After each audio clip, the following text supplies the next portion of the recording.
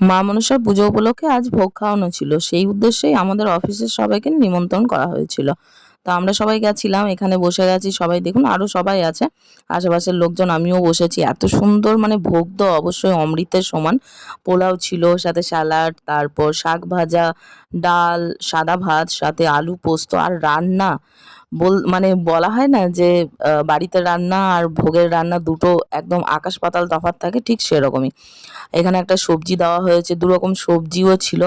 মানে কোনটা ছেড়ে কোনটা খাবে, এত সুন্দর টেস্ট হয়েছিল। তো ১ম ব্যাচে মধুমিতা জায়গা পায়নি আর অফিসে আরও স্টাফরাও পায়নি। তো ওরা একে, একে আসতে হবে, তো সবাই মিলে অফিস ছেড়ে ফাঁকা করে এলে হবে না।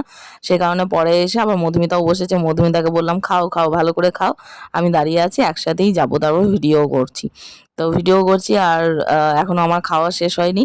এই যে এখানে চাটনি পড়ে আছে, তারপর একদম দেখছেন প্লেট একদম পরিষ্কার। আর পাঁপড় ভাজা, সাথে রসগোল্লা। তো আমার ব্যাপার হচ্ছে প্লেটে যতটুকু নেব ততটুকু শেষ করব। ওই খাবার নষ্ট করা একদম পছন্দ না। সাথে পায়েসও ছিল।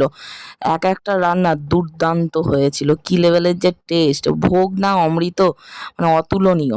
তারপর এখানে দেখুন রান্নার সমস্ত কিছু রাখা হয়েছিল। বিভিন্ন ধরনের শুক্তো থেকে শুরু করে সবজি সমস্ত কিছু ছিল। দারুণ টেস্ট ছিল। হয়তো শুক্তোটা ভিডিও করতে ভুলে গেছি। তো এখানে দেখিয়ে দিচ্ছি আপনাদের জন্য। আর লাস্ট পাতে ছিল কিন্তু আইসক্রিম। সেটা ফটো তুলেছিলাম, ভিডিও করা হয়নি।